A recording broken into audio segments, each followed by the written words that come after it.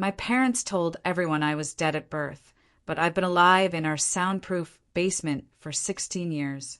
They claim I'm cursed because I'm a leap year baby and can only exist on February 29th.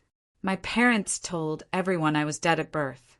I exist only one day every 4 years. The other 1,460 days, I vanish into a soundproof room in our basement. Fed through a slot like an animal they're too ashamed to ever put down. Can you imagine being born and instantly branded a curse? What if the only way your own mother believed she could save her family was to lock you away, deep in a soundproofed basement, until the day she decided your existence had to end? They say seeing me between birthdays was a curse on our family. But I knew the real story. I wasn't just bad luck. I was the affair child, the mistake, the secret they only let exist once every 4 years. The moment I was born, that tiny, dark room became my entire universe, long before I could even crawl. "A leap baby," the nurse had chirped. "How special." But Mom's eyes, they just wild up.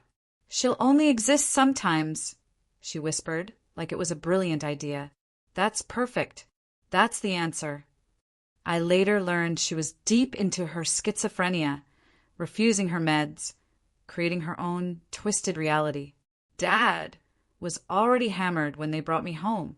He always was, but that day, he was the kind of hammered where he'd agree to anything. Mom laid out her plan, and he just nodded along, bourbon sweat dripping from his pores. "She's cursed, you understand? His baby. But there's a loophole. Leap babies don't exist except on their day. We keep her hidden. She can't spread the curse." Within a week, the room was ready. Soundproofing foam, a slot for food, a tiny bathroom. No windows, no light switch I could control. Just a bare bulb that clicked on twice a day for meals. And in the corner, a camera, just to make sure I was still alive, I guess, without them actually having to see me. I learned to count by scratching marks on the wall. 1,461 scratches between each time that door groaned open. Between each time Mom would look at me with eyes that almost seemed sane and whisper, "Today you're real, baby. Today you exist." My brothers, Mason and Luke, they didn't know about me for years. Born 13 months after me, on normal days, safe days. They had bedrooms upstairs, birthday parties every year. I'd watch their feet through the crack under my door, listen to their laughter at cartoons I could only imagine.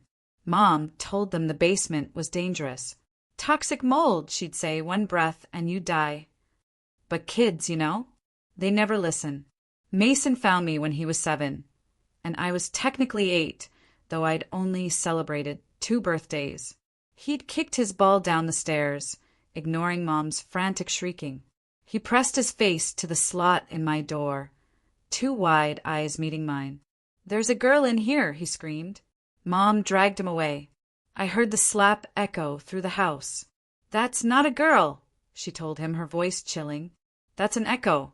A ghost. If you see it again, our whole family dies." Even she believed her own lies. The worst part wasn't the isolation itself. It was hearing life happen without me. Birthday songs upstairs while I sat in darkness. Christmas mornings filled with rustling wrapping paper above my head. Mom's good days, when her medication actually worked and she'd bake cookies. The sweet smell drifting through the vents while I ate cold, bland rice through my slot. That was pure torture. Dad tried once.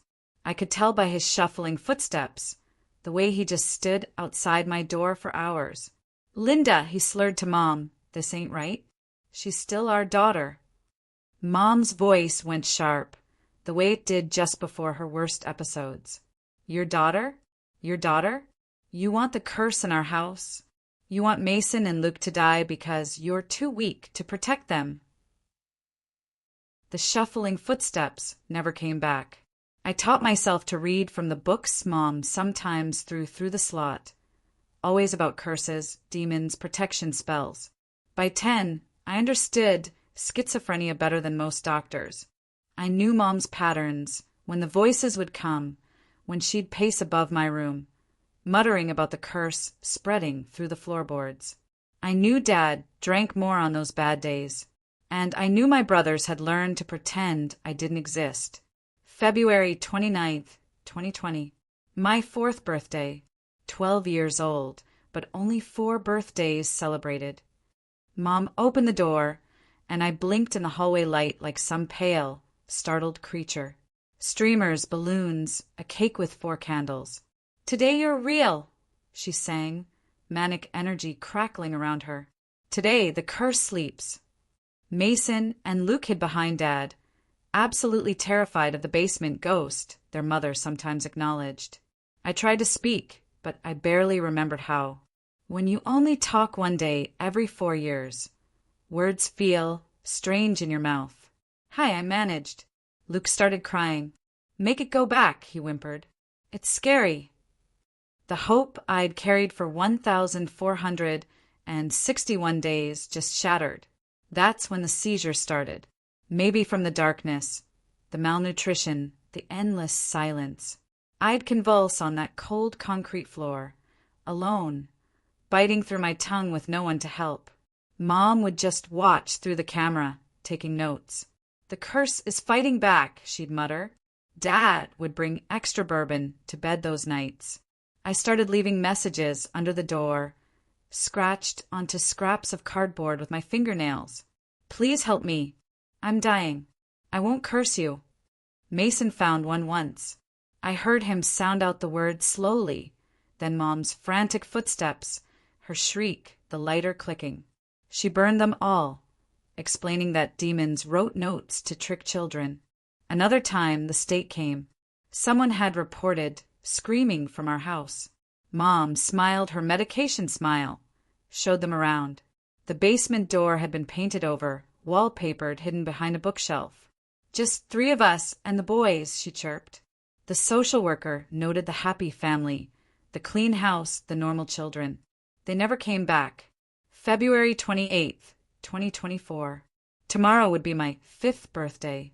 16 years old, with only 5 birthdays. I could hear Mom pacing upstairs, off her pills again, muttering about leap year curses and demon babies. Then the sound I dreamed of for 5,843 days. A key in the lock. Mason had stolen it from Mom's jewelry box. The door opened, and I stumbled out, legs too weak to hold me. Mason's face went white as he stared, his hand still gripping that stolen key. My legs buckled, and I grabbed the door frame, muscles screaming after years of disuse. The hallway stretched before me like an impossible distance. Carpet soft under my bare feet after a lifetime of cold concrete. "Can you walk?" Mason whispered, glancing nervously at the stairs. Mom's pacing had stopped. The sudden silence felt more dangerous than her muttering. I tried to answer, but my throat felt raw. Instead, I took a shaky step forward, then another. My knees wobbled like a newborn calf's. Mason reached out to steady me, but pulled back, still afraid of the curse he'd been taught to fear.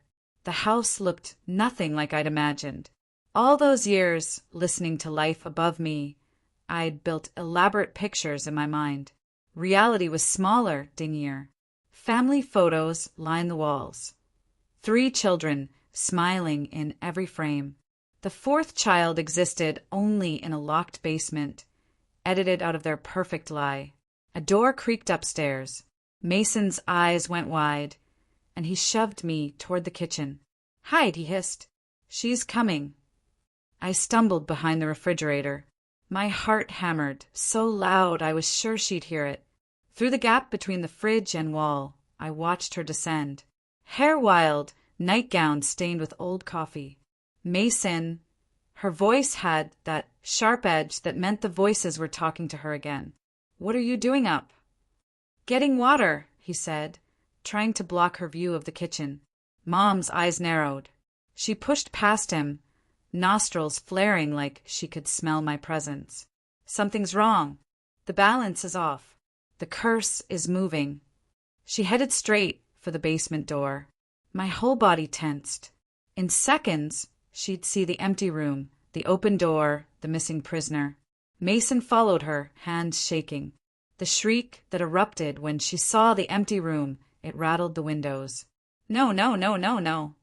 She spun on Mason, grabbing his shoulders. What did you do? What did you do? Nothing. I didn't. Mason cried. The curse will take you. It'll take all of us.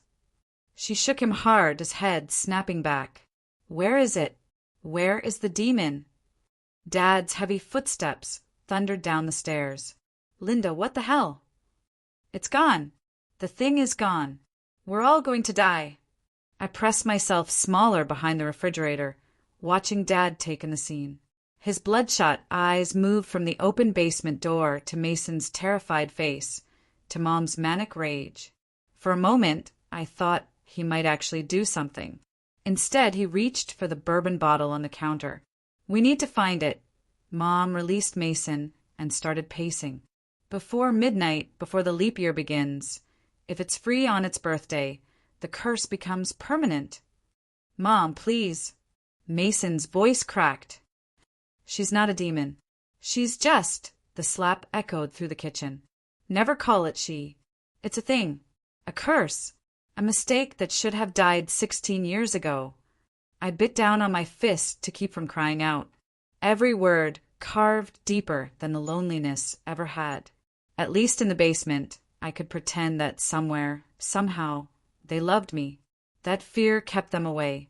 Not hate. Mom grabbed a flashlight. Check everywhere.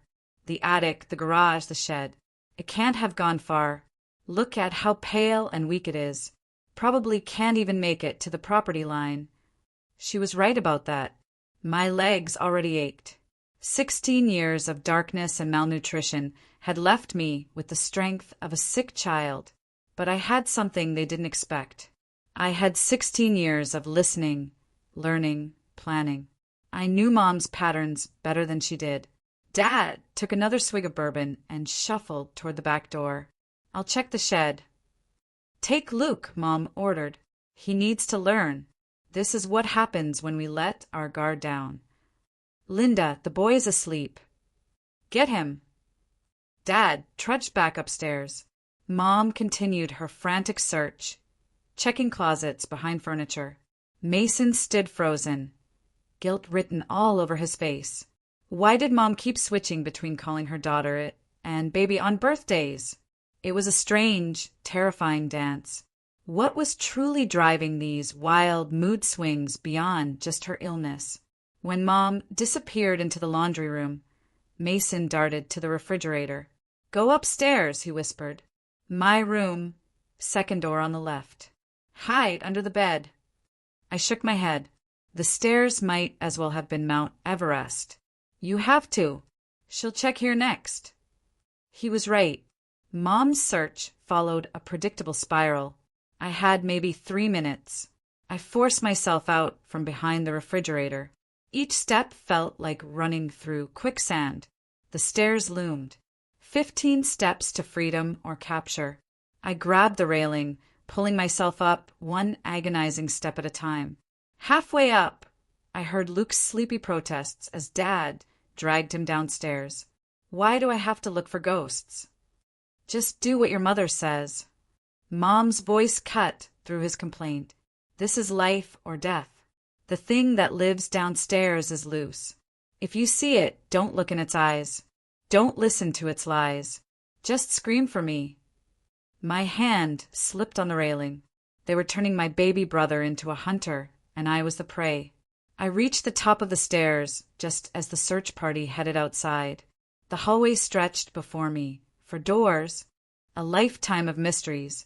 Which room belonged to which brother? What did a normal bedroom even look like? Second door on the left, Mason's room. I pushed it open and almost cried. Posters, a computer, books. All the things I dreamed of, crammed into one beautiful space. But I couldn't stop to marvel. Mom's footsteps were already returning.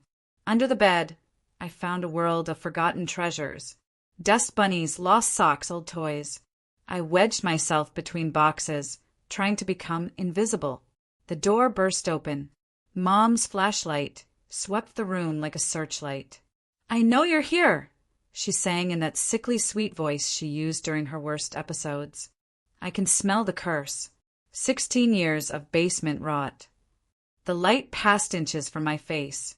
I held my breath, pressing flat. A spider crawled across my hand, but I didn't dare move. "Mason's been bad," Mom continued, checking the closet, letting demons whisper in his ear. "But I'll fix him. I'll fix everything. Just like I fixed your father when he tried to weaken."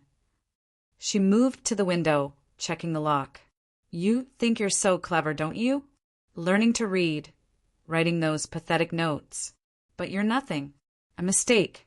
A curse made flesh. And tomorrow, on your birthday, I'll make sure you never threaten my real children again." The flashlight beam swept under the bed. I squeezed my eyes shut, waiting for her shriek. Instead, Mason's voice called from downstairs, "Mom, I think I found something in the garage." She rushed out, leaving me trembling. But I knew this was only the beginning. Mom wouldn't stop until she found me. And when she did, I couldn't think about that. Not yet. Minutes passed, maybe hours. Time felt different outside my basement cell. Eventually, exhaustion won.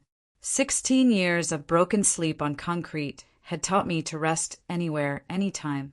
I woke to sunlight streaming through Mason's window. My first sunrise.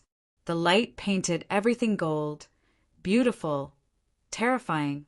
I'd missed 5,844 sunrises.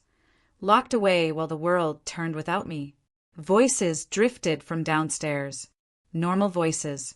Breakfast voices. The family eating together while Mom plotted my recapture. My stomach cramped with hunger. When had I last eaten? 2 days ago? 3? The food slot had been empty more often lately. Mom's way of weakening the curse before my birthday. I needed to move, to find food, water, somewhere safer. But my body wouldn't cooperate. Every muscle screamed from the simple act of climbing stairs. How did normal people make walking look so easy? The bedroom door opened. I tensed. "It's me," Mason whispered. He knelt, peering into my hiding spot. "You okay?" I nodded, not trusting my voice. "Mom's making everyone search again after breakfast.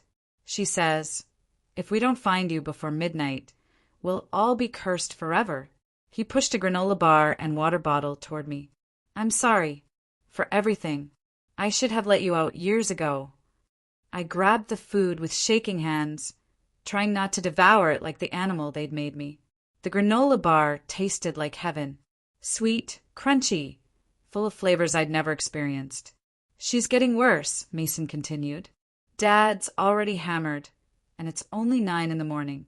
Luke's so scared he won't even come upstairs alone." He paused, studying my face. "You really do look like her. Like Mom, I mean." Before the sickness took over. I wanted to ask him so many questions. What was she like before? Did she ever mention me? Did anyone ever wonder about the screams from the basement? But footsteps on the stairs cut us short. Mason jumped up, kicking a dirty shirt to hide the gap. "Stay quiet. I'll try to lead them away from the house." The door opened. Mom stood there, hair pulled back in a greasy ponytail, eyes darting. "Talking to someone, Mason?" "Just myself." She stepped closer, nostrils flaring. "I smell it. The basement smell. It was here." Mom grabbed his arm, nails digging in. "You let it out. You invited the curse into our home. Do you want your brother to die? Do you want us all to suffer?" "She's not a curse." Mason yanked free. "She's my sister. Your daughter." The slap knocked him into his desk. "I have no daughter. That thing is a parasite, a demon wearing human skin. And if you can't see that, then you're infected, too." She stormed out, slamming the door. Mason touched his stinging cheek, tears streaming. I wanted to comfort him, to tell him it wasn't his fault, but we both knew I couldn't risk moving. The day passed in a blur of searches and shouting. Mom's voice grew more frantic. Dad's slurred protests faded as the bourbon took hold. Luke cried constantly, begging to understand why they were hunting ghosts.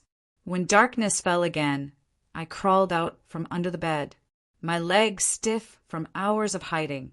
The house was quiet, except for Dad snoring and the television droning. Mom would be watching her shows, the ones about demon possessions that fed her delusions. Mason's door creaked open. He gestured frantically for me to follow him to the bathroom. I limped after him, gripping walls for support. He turned on the faucet to mask our whispers and showed me a backpack hidden behind the toilet. Inside, clothes, a flashlight, money, granola bars. He explained his plan. He'd create a distraction in the morning. Give me time to slip out the back door. There was a bus stop 3 blocks away. He'd stolen enough money from Dad's wallet for a ticket anywhere. I shook my head. Running meant leaving him and Luke with Mom's rage. She'd blame them, hurt them. The curse obsession would consume her completely without me as a target. Mason insisted it was the only way, but I saw the fear in his eyes. He knew what Mom would do to him for helping me escape. We heard footsteps. Mom's midnight patrol. Mason shoved me into the bathtub, yanking the curtain closed. The bathroom door opened.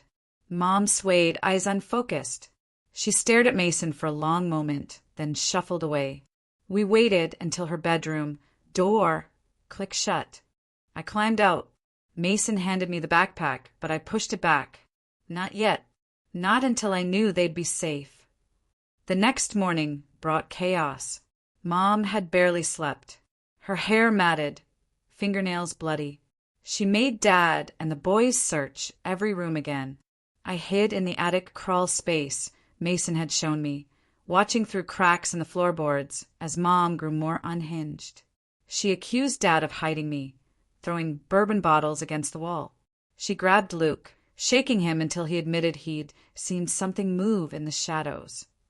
Mom took it as proof I was still there.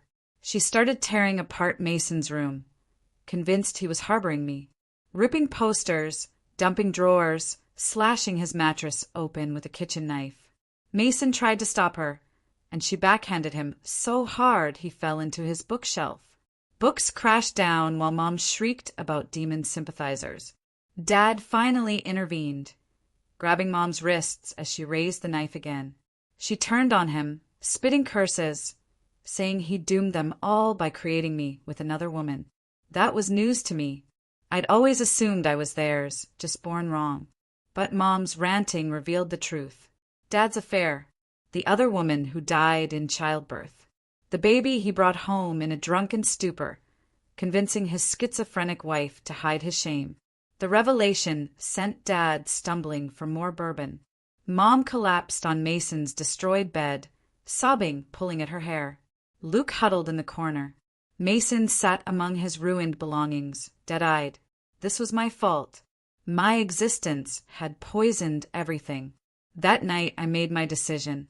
If I stayed hidden, Mom would destroy them all searching. If I ran, she'd blame them for letting me escape. But if she caught me, if she could perform whatever ritual she believed would break the curse, maybe she'd calm down. Maybe they could have some peace.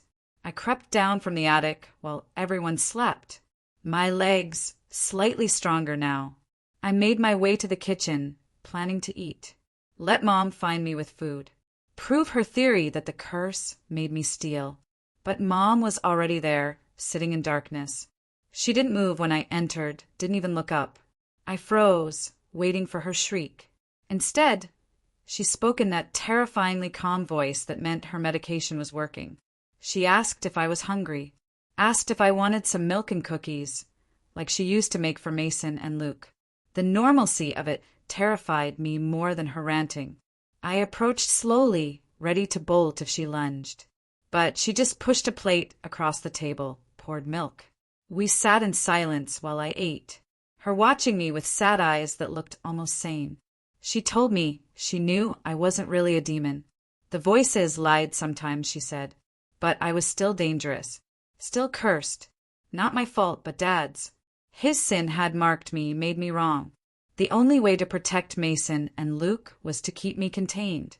She was sorry about the basement, but what choice did she have? I wanted to argue, to make her see reason, but I recognized this mood. The calm before her mind shattered again. If I played along, maybe she'd just lock me back up without hurting the others. I nodded, agreed that I understood. Yes, I would go back downstairs. Yes, I would stay quiet. Yes, I knew she was protecting everyone. Mom smiled, reached across the table and touched my face. Her hand was ice cold. She said tomorrow was my birthday, my 5th real birthday. Special things happen on 5s. The curse would be strongest, but also most vulnerable. She had a plan to fix everything, to make me clean, so I could live upstairs like a real daughter. Warning bells screamed in my head. I asked what kind of plan. Mom's smile widened. She'd been reading, researching. There were ways to break curses. Old ways. Blood ways. It would hurt, but only for a moment. Then I'd be free, and we could be a real family. I jerked away. Mom's eyes flashed dangerous for a second, then returned to false calm. She said I was scared. That was natural. But didn't I want to be normal? Didn't I want to stop hurting everyone? Tomorrow at midnight, when February 29th began, she would save me. Save us all. She stood, gestured toward the basement door. Time to go back, she said. Just one more day. I could do one more day, couldn't I? For Mason and Luke, I knew running would trigger her completely. So I walked to the basement door, each step heavier than the last. Mom followed close behind, humming a lullaby I remembered from the vents. The door stood open, waiting. The darkness below seemed to breathe. At the top of the stairs, I turned back. Mom held a hammer in her hand, pulled from somewhere while my back was turned. Not to hurt you, she promised. Just to fix the lock Dad had broken. Keep you safe until tomorrow night. You're my special girl, my leap year baby. Everything will be better after tomorrow. I descended into the familiar darkness. The door slammed shut.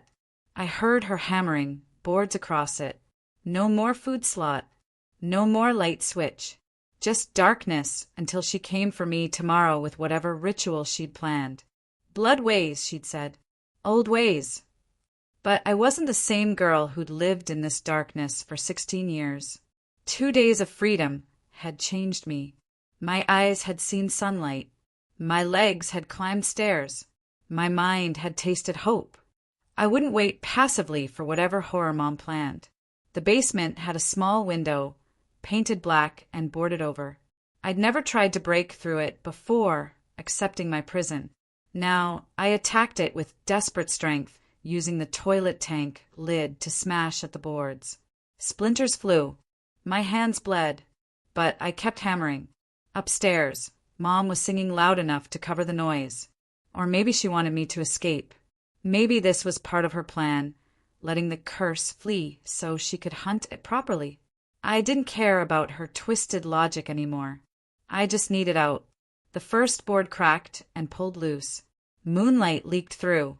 The first natural light to touch my prison in 16 years. I worked faster, ignoring the pain. Another board came free. The opening was small, but so was I. After years of malnutrition, I heard footsteps above, multiple sets. Mom had woken the others, was telling them tomorrow's plan. Mason's voice rose in protest. A slap silenced him. Dad's slurred words joined in, trying to calm everyone. Luke was crying again. The last board wouldn't budge. I threw my whole body against it, felt it crack but hold. Above, the footsteps moved toward the basement door. Mom was coming to check on me, to make sure her sacrifice hadn't escaped. One final, desperate shove and the board splintered. I squeezed through the opening, skin tearing on broken wood and glass. The backyard spread before me, vast and terrifying. I'd never been outside at night, never felt grass under my feet or wind on my face. The basement door rattled. Mom's shriek of rage echoed through the house when she found the empty room. I ran, or tried to.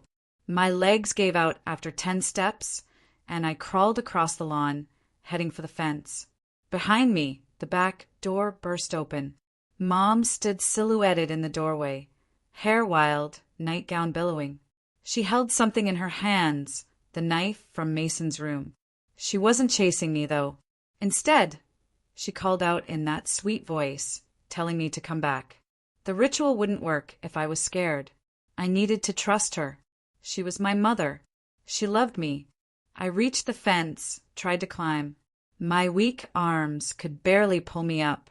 Mom was walking across the yard now, still talking about curses and love and sacrifice, about making hard choices to protect the ones who mattered, about February 29th and the magic of leap years. Mason appeared in the doorway behind her. He saw the knife and started running. Mom turned at his footsteps and raised the blade, not at him, at herself, pressed it to her own throat. She said if I didn't come back, she'd have to take my place. The curse demanded blood. If not mine, then hers. And after her, Mason, then Luke, then Dad, until the debt was paid. I let go of the fence, turned to face her. Mason had stopped, hands raised like he was approaching a wild animal.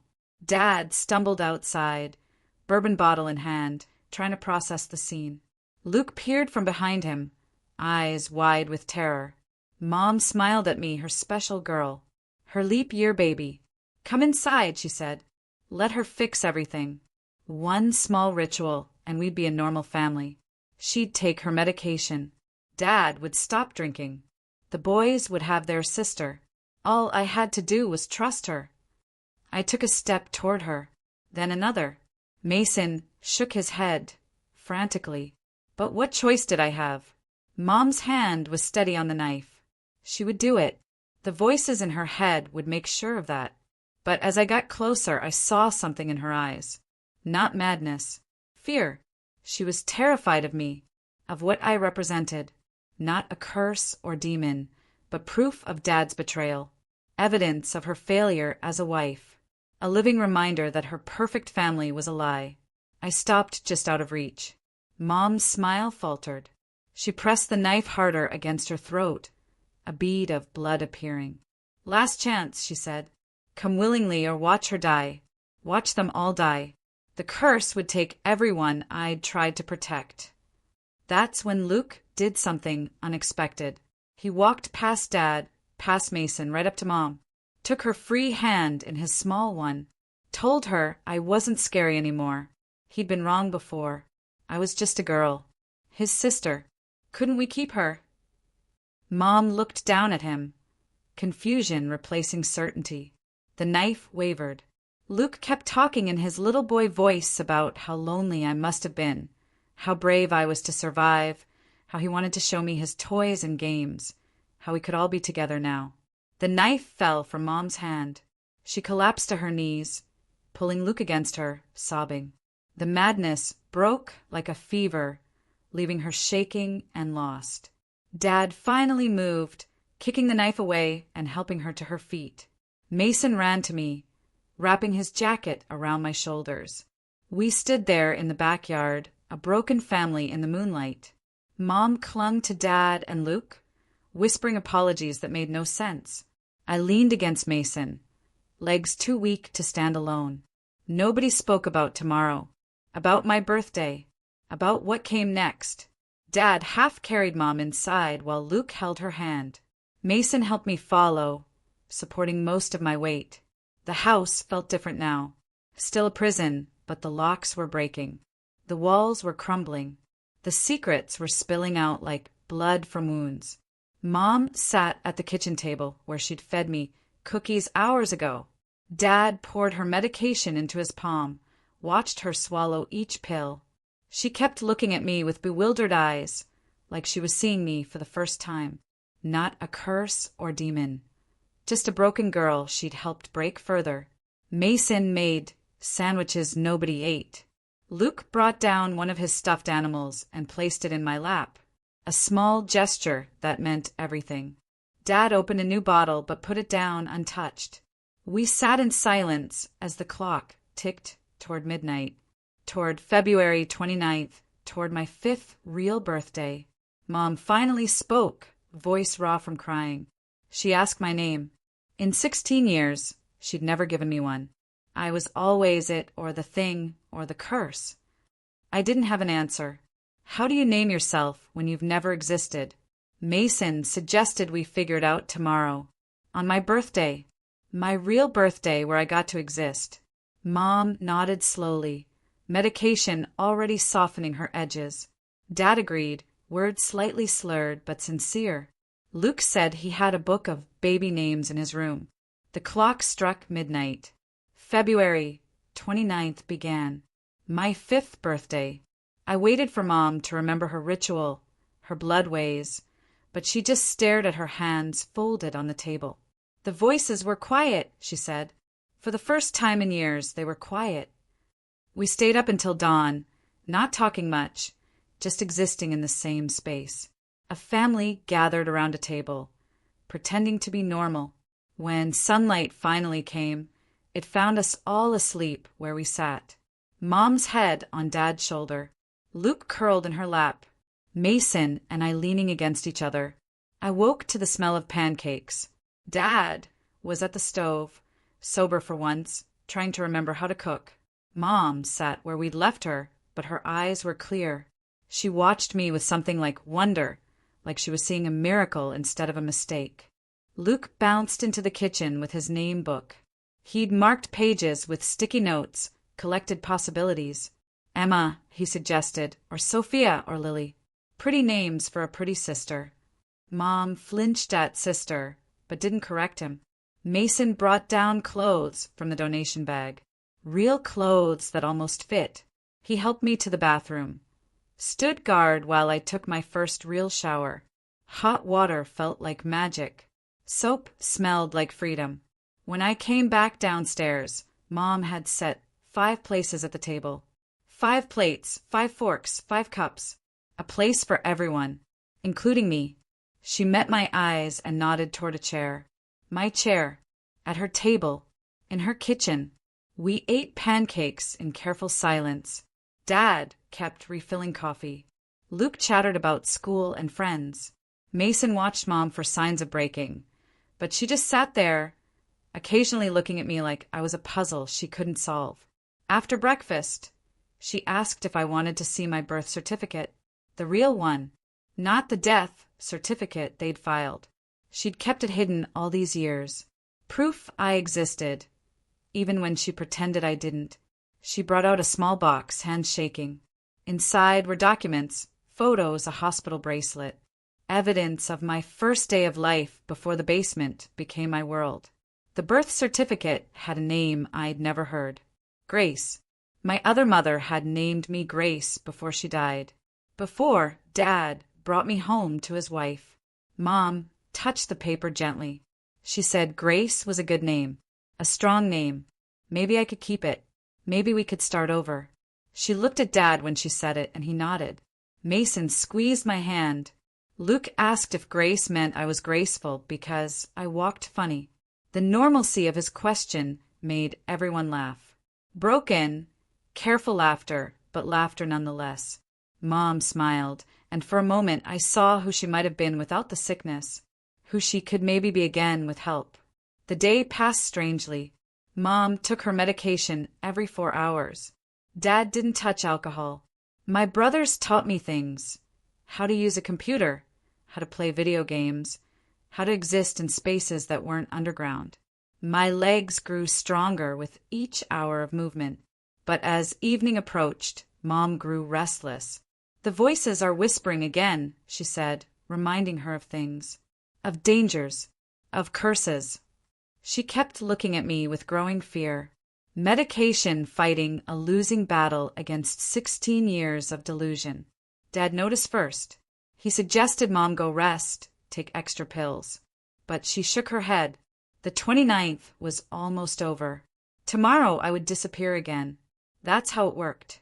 Leap year babies only existed on their day. She had to put me back before midnight, or the curse would spread. Mason tried reasoning. Luke held her hand. Dad begged her to remember the progress we'd made. But the sickness was stronger than logic. She stood up, swaying slightly, and said it was time. Time to go back downstairs. Time to be safe. Time to protect the real family from the fake daughter. I could have run. My legs were strong enough now. But I saw the knife locked behind her. Saw her fingers twitch toward it. Saw my family tense with fear. So I stood up too. Nodded. Said okay. I understood. One more night in the basement. We could talk tomorrow. Mason grabbed my arm, shaking his head, but I whispered, it's okay. One night. Let her calm down.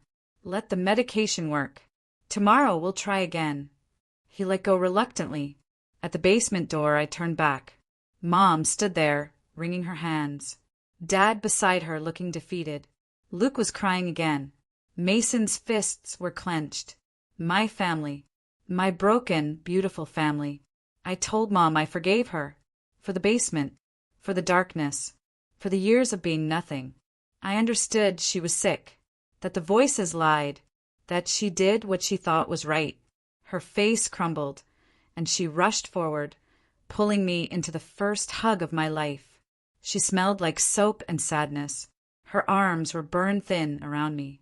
She whispered apologies into my hair. Sorry, sorry, sorry, over and over. When she pulled back, her eyes were clear. The real her, not the sick her. She touched my face gently and said no. No more basement. No more hiding. I was her daughter, Grace. I belonged upstairs.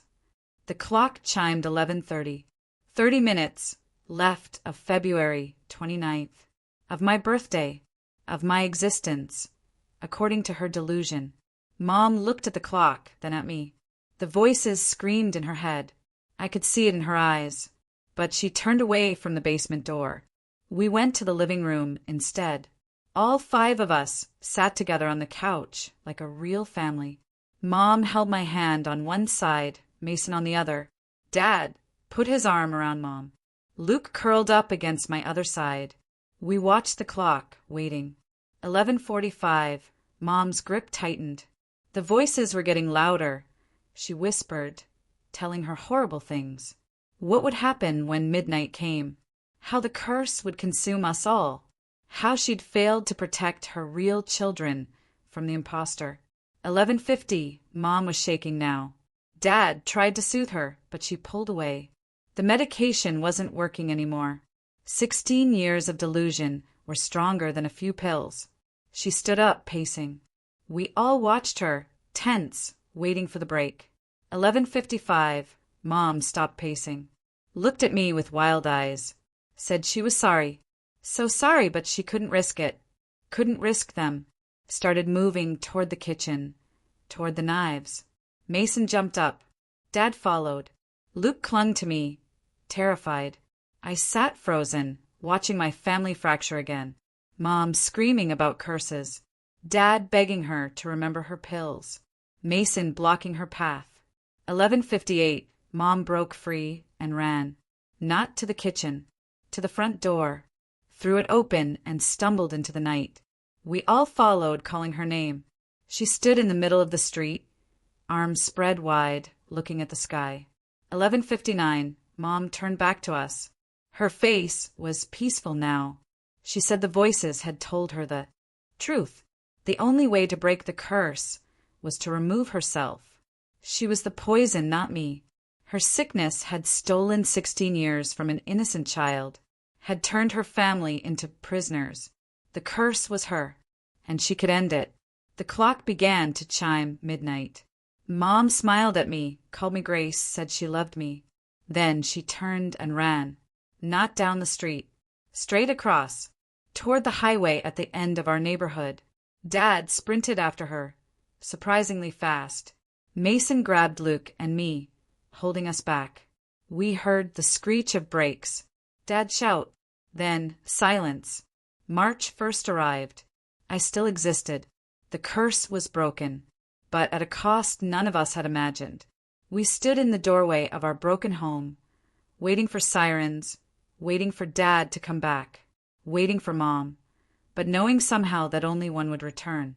Mason held us tighter. Luke buried his face in my shoulder. I stared at the empty street, and wondered if this was freedom or just another kind of prison. If surviving meant others had to fall. If love could exist without sacrifice. The sirens came eventually. Dad came back eventually, supported by paramedics. Mom didn't come back. The leap year baby had survived her 5th birthday, but the family that had hidden her away was gone. In its place stood something new. Fragile, uncertain, but real. We went inside to wait for the police, to answer questions, to figure out what came next. 5 chairs around the table, but only 4 people now. The empty seat stared at us, accusing. Mom's final gift. Her last protection. She'd removed herself from the equation, leaving us to solve for whatever came next. The police arrived within minutes, their questions careful and routine. Dad explained the basics, while Mason kept Luke and me in the living room. Officers took notes, made calls, arranged for Dad to the hospital. Standard procedure for what they classified as a mental health crisis ending in tragedy. Child Services showed up the next morning. A tired-looking woman with kind eyes sat at our kitchen table, asking gentle questions. Dad had sobered up enough to answer coherently. Mason spoke for all of us when needed. Luke clung to my hand throughout the interview. The woman examined my birth certificate. The death certificate Mom had filed. The medical records Dad produced from a hidden folder. She made phone calls, consulted supervisors, typed endless notes. By afternoon, she'd arranged for emergency custody papers, medical evaluations, and trauma counseling referrals. The next weeks blurred together in a haze of appointments and adjustments. Doctors marveled at my physical condition after 16 years of confinement. Malnutrition had stunted my growth, left my bones brittle and muscles weak. Physical therapy, 3 times a week. Nutritionist consultations. Blood tests revealing deficiencies that would take months to correct. Dad threw out every bottle in the house. Not dramatically, just quietly bagging them up one morning while we ate breakfast. He started attending meetings at the community center, coming home with coffee on his breath instead of bourbon. His hands shook for days, but he pushed through. Mason returned to school, but struggled to focus. Teachers sent notes home about his dropping grades, his withdrawn behavior. He'd sit in my room after dinner, helping me with the educational assessment tests the state required. 16 years of self-learning had left strange gaps. I could analyze complex literature, but had never seen basic math. Luke surprised everyone by adapting fastest.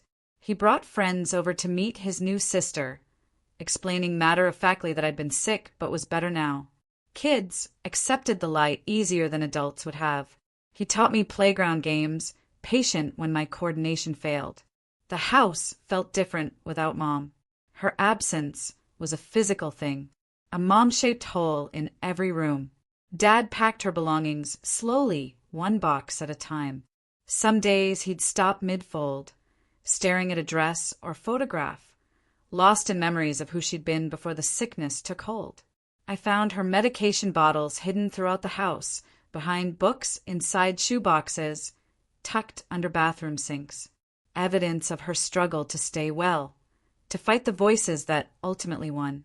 Dad flushed them all, jaw tight with old anger and fresh grief. Physical recovery came slowly. First, walking to the mailbox without stopping, then around the block. Mason or Dad always beside me, ready to catch me when my legs gave out. Neighbors stared sometimes, recognizing Dad and the boys, but puzzled by the pale girl who moved like an elderly woman. The story we told was simple. I'd been ill, hospitalized for years, finally well enough to come home. People accepted it because the alternative was too horrible to consider. The nice family in the yellow house couldn't have kept a child in the basement. That only happened in horror movies. Summer arrived with challenges. The sun hurt my eyes, burned my pale skin within minutes. We bought sunglasses, long sleeves, industrial-strength sunscreen. I learned to exist in daylight through careful increments, building tolerance like a vampire in reverse. Dad found a job at a warehouse, early morning shifts that paid enough to cover basics. He came home tired but sober, pride replacing the shame that had lived in his eyes for years. Mason got a part-time job at the grocery store, saving for college he'd once assumed was impossible. I started online school, laptop provided by the state. The screen hurt my eyes at first. The rapid flow of information overwhelming after years of silence. But learning became my sustenance. Each completed lesson proved that I was more than the ghost in the basement. The house slowly transformed. Dad painted over the water stains. Mason fixed the broken steps. Luke helped me decorate my room, the first real bedroom I'd ever had. We hung posters, arranged stuffed animals he'd outgrown, created a space that belonged to Grace instead of the nameless girl who'd lived below. Some nights were harder than others. I'd wake screaming from nightmares of walls closing in, of endless darkness. Dad would find me huddled in the corner, counting scratches on imaginary walls. He'd sit with me until dawn, not speaking, just existing in the same space until the panic passed. Mason struggled with guilt that ate at him like acid. He'd known for 9 years, could have freed me any time. The weight of those lost years bent his shoulders, aged his face. No amount of reassurance eased his burden. Some wounds don't heal clean. Luke had nightmares too. The basement door featured prominently. Mom's wild eyes. The knife pressed to her throat. He'd crawl into my bed after bad dreams, needing proof I still existed. We'd lie awake inventing stories about normal families, boring lives, mothers who took their pills. Fall brought new challenges. School registration for next year. Immunization records that didn't exist. A social security number that had been flagged as deceased. Dad spent hours on phone calls, filling out forms, proving I was alive to bureaucrats who moved at a glacial pace. The basement remained sealed. Dad had boarded it shut the day after Mom died, declaring it off limits. But I could feel it breathing beneath us, containing 16 years of scratched walls and darkness. Some days the urge to go down there overwhelmed me, to count the marks, to remember, to prove it had been real. Mason caught me at the door once, hammer in hand. He didn't ask why, just took the tool away and suggested we go for a walk instead. We made it 3 blocks before my legs gave out. But it was progress. Everything was progress when you started from nothing. Dad joined a grief support group. He never talked about what was said there, but he came home lighter somehow. The deep lines around his eyes softened. He started cooking again, remembering recipes from before Mom got sick. Winter arrived with new fears. The darkness came early, stayed late. Too familiar. Too much like the basement. We strung lights everywhere. Kept lamps burning in every room. The electric bill tripled, but Dad paid it without complaint. Light was medicine now. I turned 17 in December. My first birthday that wasn't on February 29th. Dad made a cake. Mason hung streamers. Luke invited his friends. A normal party for a girl who'd never been normal. When they sang Happy Birthday, I cried for everything I'd missed and everything still ahead. The therapist said trauma recovery wasn't linear. Good days and bad days were normal. Healing happened in spirals, not straight lines. She taught me coping strategies, grounding techniques, ways to exist in a world that still felt too big and bright and loud. Mason graduated high school with honors nobody expected. Dad cried at the ceremony, pride overwhelming the grief for once. Luke performed in the winter concert, voice clear and strong. I sat between them, marveling at the ordinariness of it all. Christmas came with careful joy. We decorated a small tree, hung stockings, attempted normal. Dad stayed sober through the family gatherings Mom had always hosted. Relatives asked about her in hushed tones. The story was heart attack, sudden, tragic, easier than the truth. January brought college applications for Mason. He decided on engineering. Practical, promising. He worked on essays at the kitchen table, asking my opinion. I helped where I could, proud of the brother who'd risked everything to free me. My physical therapy graduated to a gym membership, treadmills and weight machines, building strength in measured increments. Other members avoided the skeletal girl who moved so carefully. I didn't mind. Invisibility felt safer than scrutiny. Dad met someone at his grief group, a widow named Vicky. She came for dinner one night, nervous and kind. Luke chattered through the meal while Mason and I watched Dad smile in ways we'd forgotten he could. February approached with familiar dread. My body remembered, even if my mind tried to forget. The 28th came with phantom walls closing in, darkness pressing. Dad found me in the bathroom at 3 a.m., scratching at the tiles, counting to 1,461. But February 29th didn't come. Wasn't a leap year. The first March 1st in 4 years where I didn't have to fight to exist, where I could just be. Dad made pancakes anyway. A new tradition, celebrating ordinary days because we'd lost too many of them. Spring returned with genuine progress. I passed my GED on the first try. Mason got accepted to State University with a partial scholarship. Luke made the baseball team. Dad and Vicky grew closer, careful and slow. Life accumulated in small victories. The basement door remained sealed. Sometimes I forgot it was there. Other times it pulled at me like gravity. But I stayed upstairs, where light lived, where family gathered, where Grace was learning to exist every day instead of just on leap years. 1 year after Mom died, we held a small memorial. Not for the woman who'd locked me away, but for the mother she'd been before sickness stole her mind. Dad shared stories of their early years. Mason remembered bedtime songs. Luke talked about cookies and hugs. I listened, learning about the stranger who'd shaped my life through absence.